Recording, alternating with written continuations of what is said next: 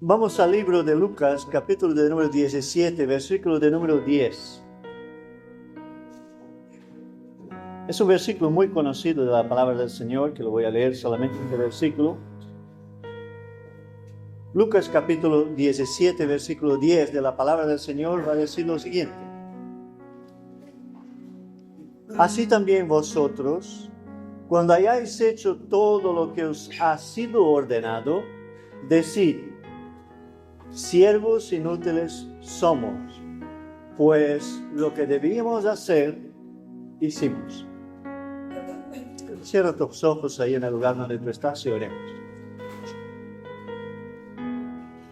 Gracias te damos, Señor, por tu presencia en este lugar, por tu presencia en nuestras vidas, por tu Espíritu Santo que ahora mismo, Señor, vive en el corazón de todo aquel que cree. Y nosotros, Señor, hemos leído tu palabra en esta tarde. Y, Señor, en tu palabra hay poder, así como en el nombre de Jesucristo hay poder. Y ahora, Señor, cada corazón, cada uno de nosotros, Señor, tenemos hambre y sed de ti, de tu palabra, de tu ministración, de tu enseñanza. Háblanos, Señor, según tu propósito y siempre para la gloria y por el poder del nombre de Jesucristo. Amén. Muy bien. Yo he leído un versículo de la palabra del Señor que seguramente todos aquellos que conocen la palabra en algún momento hemos dicho, siervos inútiles somos. Casi siempre en este texto de la palabra del Señor se va a referir de que aunque nosotros hagamos todo lo que tengamos que hacer, aún así somos siervos inútiles. ¿A quién le gusta sentirse alguien inútil? Que levante la mano. Creo que no va a levantar la mano nadie, ¿no? Porque a nadie le gusta sentirse inútil. Todo lo contrario, nos gusta sentirnos útiles. En nuestra casa, en nuestro hogar, en el lugar de trabajo, en nuestra familia. Aunque es verdad que en nuestros días hay una cantidad de gente que le gusta ser inútil. Pero en gran mayoría el ser humano tiene una necesidad de sentirse útil.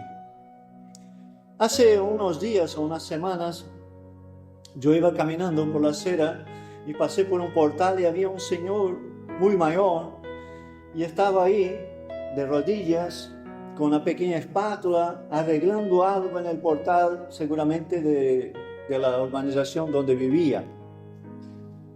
Seguramente es un señor jubilado, un señor que a lo mejor tiene tiempo, está disponible, o quizá era el conserje de este bloque, no lo sé. Sé que el hombre estaba ahí muy ocupado, muy entretenido, tan entretenido que pasaba la gente y él estaba ahí a lo suyo. Cuando Dios ha creado el ser humano, no ha creado el ser humano para estar de paseo por aquí, por allí, no. Dios hace todas las cosas con un propósito y cuando ha creado el ser humano lo ha creado con un propósito de ser útil y principalmente, según las enseñanzas de Jesucristo, al creyente, al Hijo de Dios, al cristiano, ser útil al prójimo. Es así, ¿no? Es decir, el verdadero Hijo de Dios es aquel que se pone en la mano del Espíritu Santo de Dios y entiende de que debe ser útil a otras personas. Y así es. Entonces, nosotros vamos a ver que hay una necesidad en el ser humano de sentirse útil. Y que Dios mismo quiere que nosotros seamos útiles dentro del contexto de nuestra sociedad o de nuestra familia. El ser humano no ha sido creado para vivir aislado ni solo. El ser humano necesita la compañía de otras personas. Necesita hablar, Hay un programa documental, un reality que está, ahora no me acuerdo cuál es el canal que hay, que la persona tiene que estar solo la mayor cantidad de tiempo posible en la naturaleza, viviendo de la naturaleza. Yo creo que el programa se llama Solo, no estoy aquí haciendo publicidad. Simplemente quiero hacer un comentario relacionado a que en este programa, cuando al final de 100 días o de 120 días, que el último se quede y es el que gana el premio y todo lo demás, todos los que participan del programa dicen exactamente lo mismo. Que el hambre, la sed, el frío, todo eso es horrible. Pero lo peor es no tener a nadie con quien hablar, con quien dialogar, con quien compartir. Y seguramente es algo que nosotros lo damos por hecho en nuestra casa, en nuestro hogar, en nuestra familia, hasta mismo dentro de la iglesia, que siempre encontramos a alguien con quien hablar y compartir la vida, ¿no? Aunque en nuestros días nosotros vivimos un problema bastante grave y principalmente con personas mayores en nuestra nación, que es el de la soledad, ¿no? Hay mucha gente que hoy por hoy sufre la soledad y no es por estar solo en medio de la naturaleza, todo lo contrario, vive en una gran metrópoli, por ejemplo como Madrid, Barcelona, ciudades grandes, pero vive completamente solo porque no tiene a nadie. Por eso esa persona que está sentada ahí a tu lado, a tu derecha, a tu izquierda, delante y detrás, que a lo mejor tú ves a cada domingo, o ves una vez a la semana, o de vez en cuando, ¿no? Y que nosotros damos por hecho de que la vemos, la saludamos, hablamos con ella, nuestra hermana en Cristo, lo que sea. Tengamos en cuenta de que hay que valorar la vida de esta persona. Porque la soledad es muy mala. Y yo veía el comentario de una persona que vivió la Segunda Guerra Mundial esa semana y él dijo una frase que me llamó mucho la atención. Y él dijo, ¿te sientes seguro? Y los jóvenes que estaban delante de él dijeron, sí, nosotros nos sentimos seguros. Y tienes la sensación de que todo va bien y que lo que ocurre a tu alrededor va a ser siempre así, ¿verdad?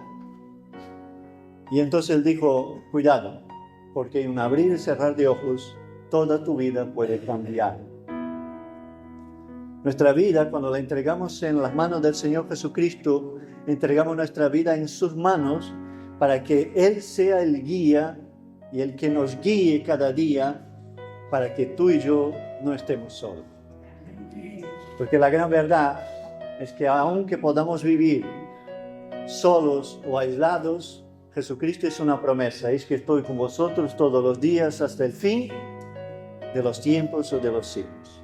Jesús está con nosotros y Jesús está en este lugar, en esta tarde, contigo, conmigo, con nosotros. Y entonces nosotros tenemos necesidad de vivir en grupo, tenemos necesidad de vivir en sociedad, tenemos necesidad de sentirnos útiles. Y ese texto de la palabra del Señor que nosotros hemos leído habla justamente sobre algo importante en sentirse útil. Jesús no está llamando a los seres humanos de inútiles en este texto. Simplemente está diciendo lo siguiente, que aunque lo hagamos todo lo que tenemos que hacer, aún así seríamos siervos inútiles. Está más bien hablando del orgullo humano, está hablando de la independencia humana, está hablando del deseo del ser humano, de que cuando hace una cosa necesita una palmadita en la espalda, o una medallita, o un reconocimiento, o una recompensa. Y el problema es que Jesús está hablando aquí a sus discípulos, está hablando a la iglesia, y está hablando a gente que iba a componer la iglesia y que iba a dar base a la fundación, a los primeros pasos de la iglesia. Y él está diciendo justamente lo siguiente, mira, cuando nosotros entregamos nuestra vida en las manos de Dios y caminamos con Él, y Jesucristo nuestro Señor y nuestro Salvador, todo lo hacemos para Él. Sea con palabras, sea con actitudes, sea con el comportamiento. Nosotros no hacemos las cosas para recibir el respaldo de otro hombre. De hecho, una de las cosas que Jesús más criticó en la sociedad de sus días fue el hecho de que los considerados sabios en la religión de su época eran personas que iban por todo lado buscando el reconocimiento, la palmadita, la medallita de otros hombres. Y Jesús criticó duramente esta situación, porque no es el comportamiento de alguien que verdaderamente conoce a Dios. Entonces, Dios quiere transformar a cada uno de nosotros en un ser muy útil en su reino, siempre y cuando Él es quien gobierna nuestras vidas. Y ahora nosotros vamos a hacer lo que siempre se debe de hacer cuando se estudia un versículo de la palabra del Señor. Es mirar el contexto. Es decir, nosotros hemos leído el versículo de una manera aislada, es decir, solo he leído el versículo. Y es un versículo que nosotros repetimos muchas veces, siervos inútiles somos, ¿no? No por una falsa humildad, sino por reconocer de que Dios es quien gobierna nuestras vidas. Pero ahora nosotros vamos a leer desde el versículo número 1 del capítulo 17. Acompáñame en la lectura, si puedes, en tu Biblia o entonces ahí en el proyector, y vamos leyendo versículo por versículo. Después ya volveré y vamos comentando cada uno de ellos. Y vamos a ver de qué estaba hablando Jesús cuando dijo, siervos inútiles somos.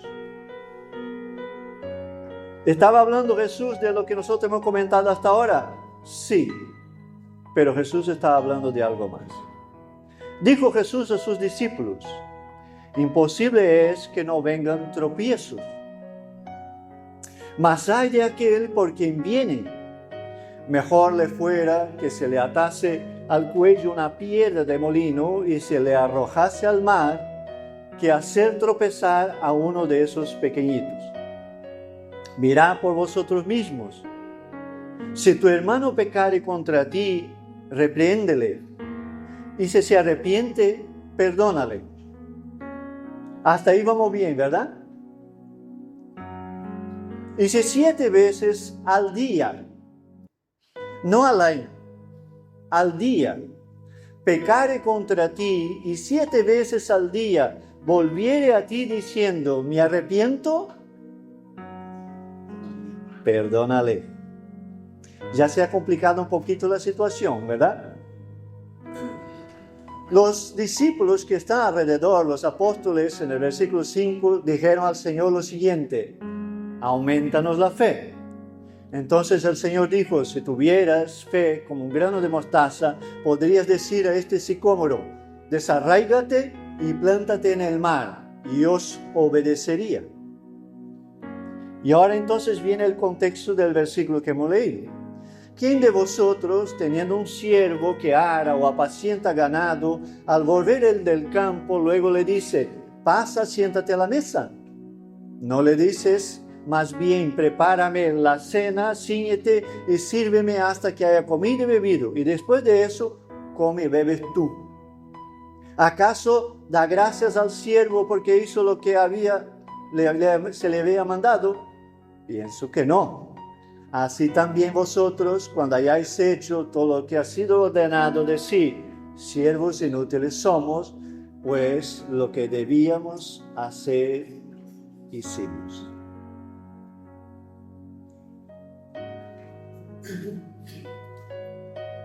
Medita junto conmigo en esta tarde y vamos versículo a versículo.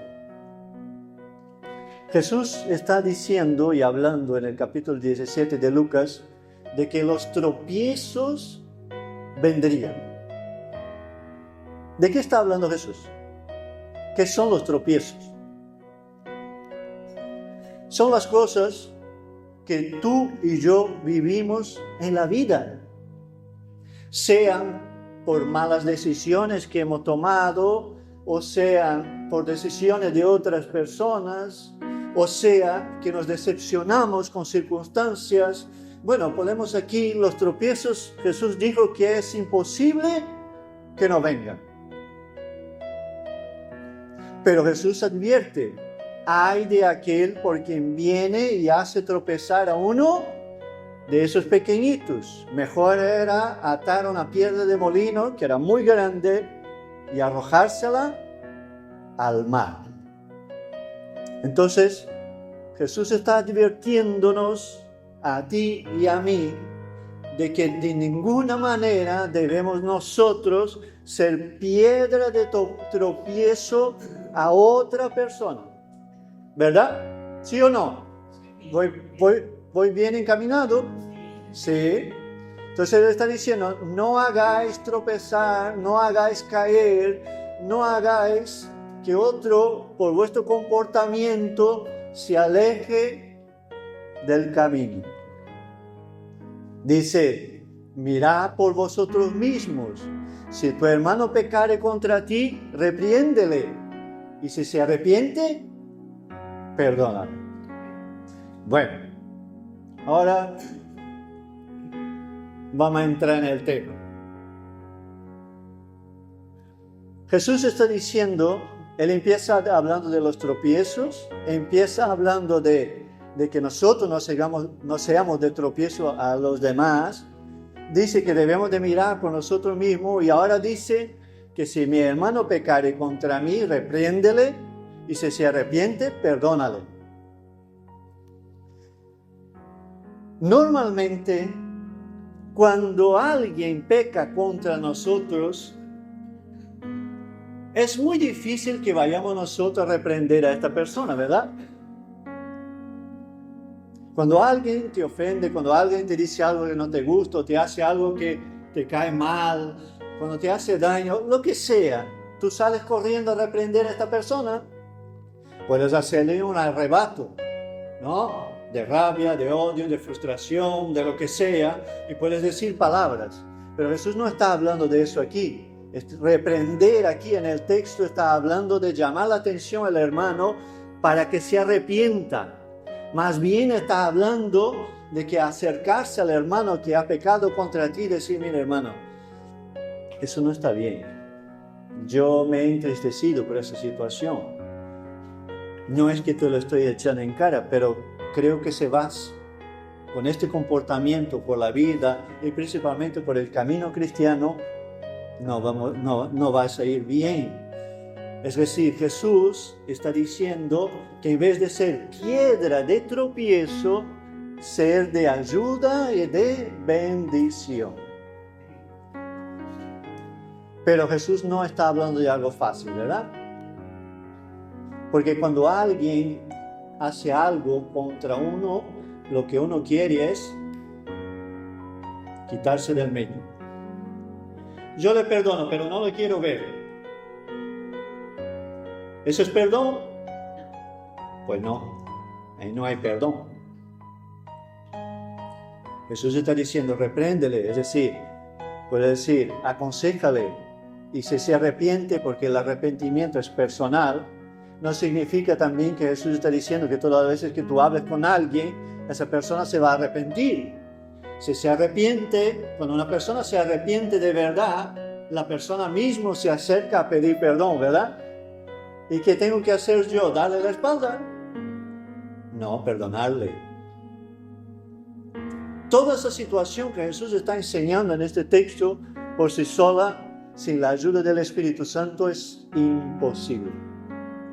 El ser humano natural, normal, carnal, terrenal, no es capaz de perdonar.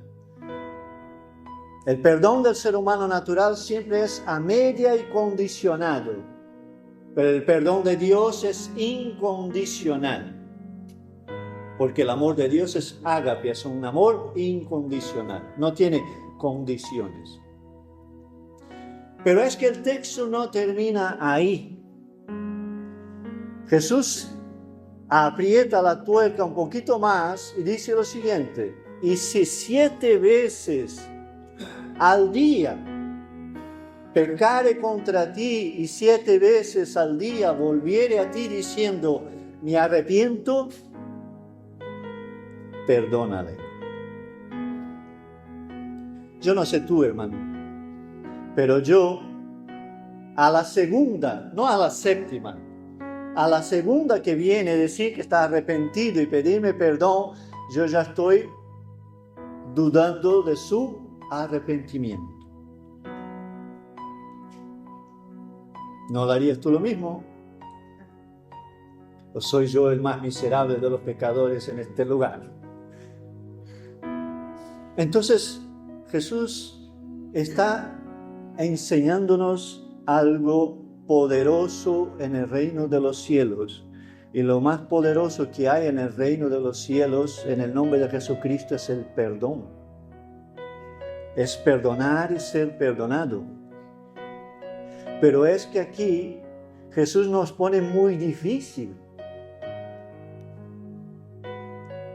Porque si alguien te hace una zancadilla a las 7 de la mañana, después otra vez a las 10, a las 12, a las 14 y así va hasta terminar el día. Cuando terminas el día estás medio harto de la situación y de la persona, ¿verdad? Pero Jesús está diciendo que si viene y dice que se arrepiente, hay que perdonar. Entonces el perdón, como ya he dicho muchas veces, no es una cuestión de cómo evalúo yo, ni de mis sentimientos, ni de mi condición, sino que el perdón verdadero que está en Dios es una decisión. Yo decido perdonar. Significa, hermano, que cuando tú perdonas a alguien de algo, sea una vez o sean 7, ¿todo se arregla en el momento que perdonas? No. Porque el perdón tiene 2 partes. La primera parte es la decisión. La segunda parte es la restauración. Cuando hay decisión, hay restauración. Pero si no hay decisión, no hay restauración. Entonces a veces nosotros nos equivocamos porque primero nosotros queremos la restauración sin haber decisión. Y ahí es donde nos equivocamos, esperando una restauración sin que haya decisión. Jesús está hablando aquí, no está hablando de mis sentimientos, no está hablando de mi perspectiva, de mi percepción de la situación, de que si el arrepentimiento de la persona es real o no. Jesús simplemente está diciendo lo siguiente: hay que perdonar.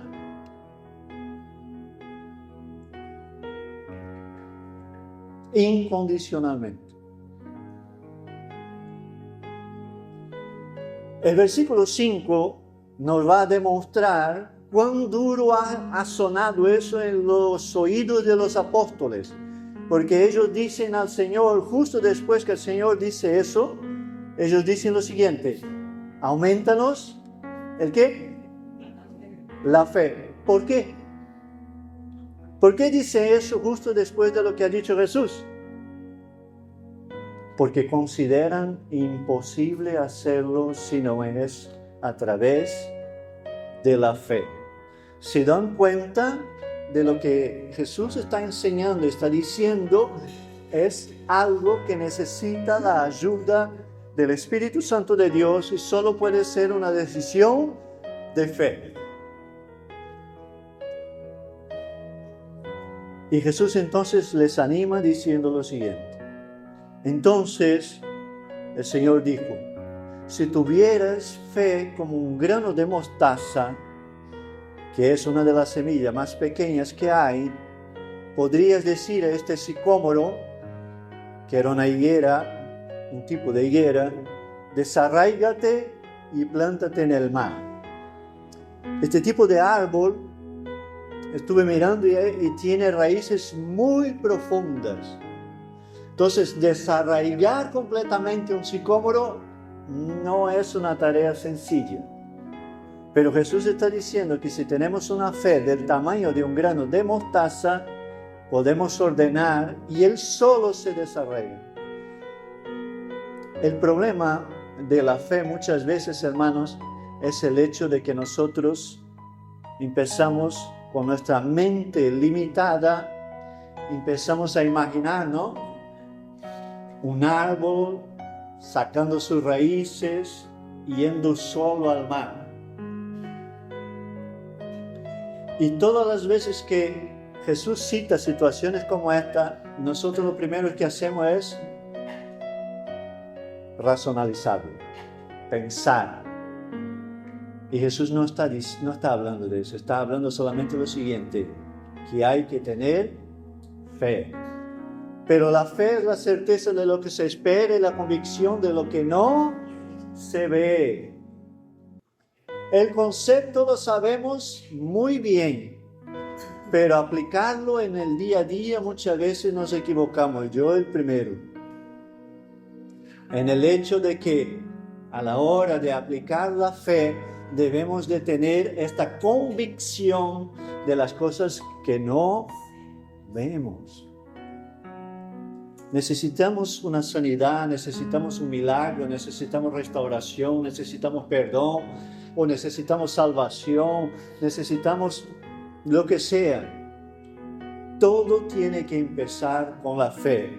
Y la fe es la misma confianza en el Dios a quien nosotros hemos citado en esta tarde y en su Hijo Jesucristo, que se sacrificó en la cruz y resucitó el tercer día. Ahora sí, después de estar hablando Jesús sobre el perdón y sobre la necesidad de perdonar 7 veces al día, una misma persona que se equivoca, y decir que eso tiene que venir a través de la fe, según la petición de los apóstoles, Jesús habla sobre el siervo. Él está diciendo lo siguiente: ¿quién de vosotros teniendo un siervo? Y aquí la palabra más correcta es teniendo un esclavo. Es decir, una persona que es tuya, que es tu propiedad.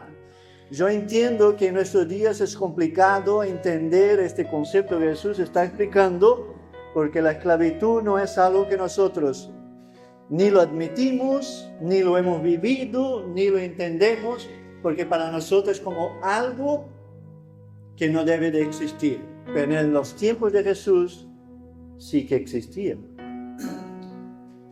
Y él dice lo siguiente: ¿quién de vosotros teniendo un esclavo que ara o apacienta el ganado a volver del campo? Es decir, estamos hablando de una persona que ha estado en el campo trabajando todo el día y está seguramente agotado de todo el día de trabajo en el campo. Cuando vuelve a casa, Jesús está haciendo una pregunta retórica. Tú le dices: mira, pasa y siéntate a la mesa a comer. Ningún señor de la época de Jesús haría eso.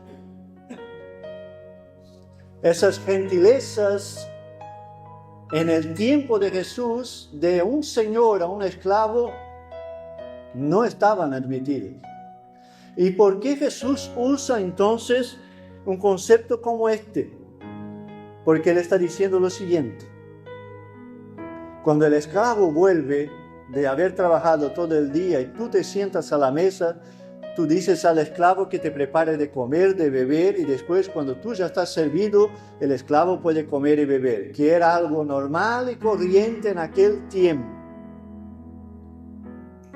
Y después al final, en el 9, Jesús dice lo siguiente: ¿acaso da gracias al siervo porque hizo lo que porque se le había mandado? ¿Daba gracias el amo? No. Simplemente el amo entendía que lo que estaba haciendo su esclavo, su siervo, era lo que debía de hacer. Entonces, si correlacionamos con lo que Jesús estaba hablando antes, y los textos están relacionados en el contexto, cuando Jesús está hablando de que así también vosotros, cuando hayáis hecho todo lo que ha sido ordenado, decid: siervos inútiles somos, pues lo que debíamos de hacer, hicimos. ¿Qué es lo que debíamos de hacer? Perdonar.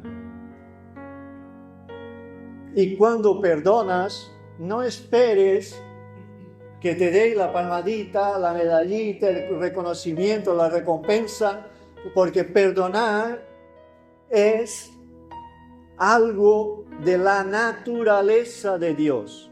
Y si nosotros hemos nacido de nuevo por el Espíritu Santo y por la palabra, la naturaleza de Dios está en nosotros. Y si la naturaleza de Dios está en mí y está en ti, perdonar tiene que ser algo normal, corriente y común. Y que nunca espera recompensa del otro.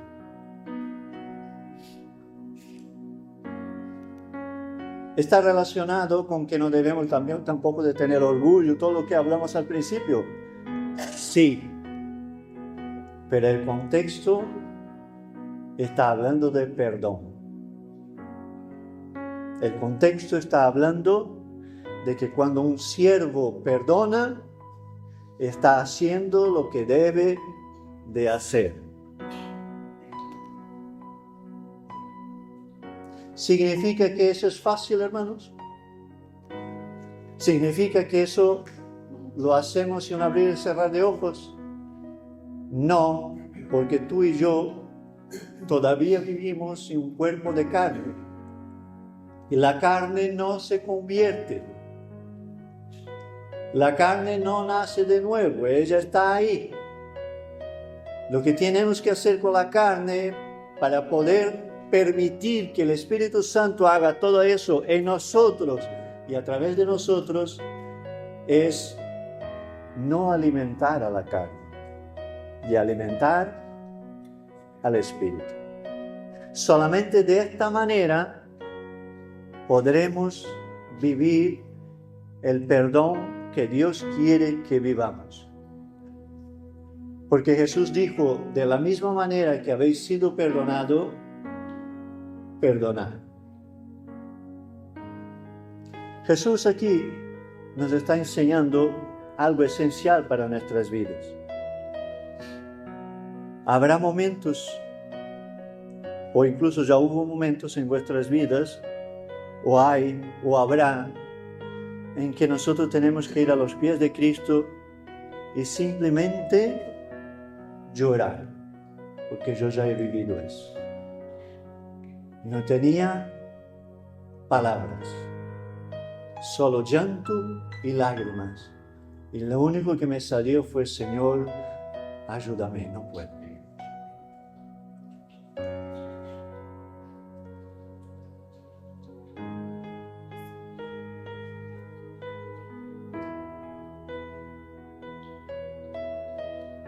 Dios siempre está dispuesto a restaurar, a restituir, a reedificar, a sanar, a tratar. Pero si no hay una decisión de perdón, no puede haber restauración. Y Dios en esta tarde de domingo nos invita a pedir ayuda para perdonar y muchas veces quizá también perdonarnos a nosotros mismos. Te invito a que te pongas de pie ahí en el lugar donde tú estás. Y cierra tus ojos. No mires a la persona que tienes a tu derecha, a la izquierda, en este momento no.